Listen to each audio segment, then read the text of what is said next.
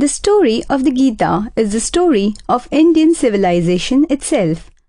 We know the Geeta as Krishna's counsel to Arjuna on the battlefield of Kurukshetra.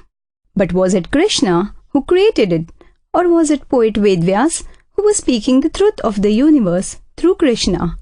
Does Sanjaya, who told blind King Dhritarashtra all that he saw happening in the faraway battlefield, deserve any less credit? What about all the poets and philosophers who sang, recited, wrote down or translated the Geeta for people like us?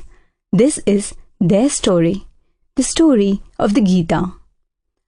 Right before the final confrontation between the Pandavas and the Kauravas, Krishna, who is the universe personified, rescues Arjuna from paralyzing doubt by giving him the essence of Vedic thought, the Bhagavad Gita. Vyas told the story of the Mahabharata to his disciple Vaishampayan, who told it to Romaharshan, who told it to Sauti, who told it to Shaunaka in the Nemish forest. 4,000 years ago, the rishis of Aryavarta composed the Rig Veda. In it, they praised the sun, the moon and the planets. They paid homage to the forces that hold the universe together. In the centuries that followed, the Yajurveda spoke of rituals with which the mortals might call upon the gods and praise them. After that, the Upanishads shifted the focus from celestial to the human. Brahman, that which unites all beings, the song that vibrates and flows through all that exists, is shown to be a universal mind. Over centuries, after much debate and disagreement between the monks, the Vedanta came to the people at last. The Puranas, the Ramayana and the Mahabharata were written down in Brahmi script for the first time ever. When religions of the book arrived in the subcontinent for the first time, Vedic ideas began to be retold in regional languages and scripts. Through songs and stories, Vedic ideas reached the masses. The Gita had found a new home, the Indian mind. When the Europeans made their first attempts to understand Indian culture, the many customs and beliefs of Hindus made little sense to them. So they decided that Hindus must have one book that is the source of all their beliefs. What the European scholars did not understand was that Vedic ideas could exist without being holy books. They did not understand the importance of songs, stories and rituals that traveled the land, spreading the essence of Vedic thoughts. Also, the Bhagavad Gita is not the only Gita. The Puranas speak of the Guru Gita, Ganesh Gita, Avadhuta Gita, Ram Gita, Uddhav Gita, Vyad Gita and the Anu Gita.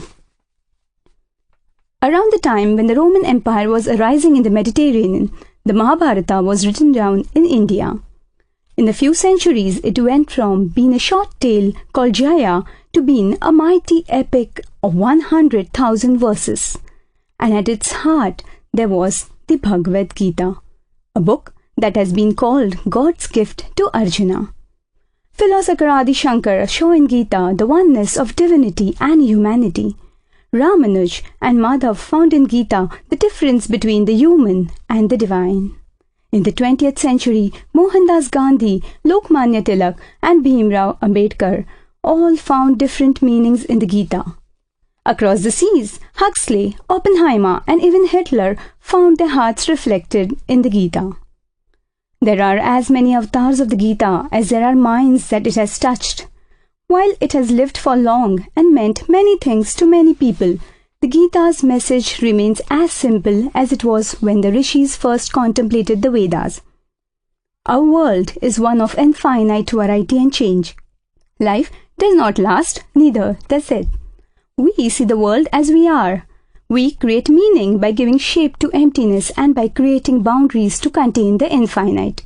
We create friends and enemies. We create right and wrong. We create our own truth and we let it define us. There are 3 paths that can help us find our way in this world. Karma Yoga, the path of action and acceptance. Bhakti Yoga, the path of devotion and surrender.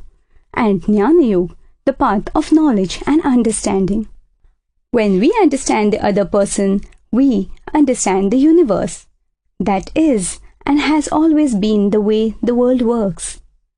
Inspired by Devdutt Patnaik's writings.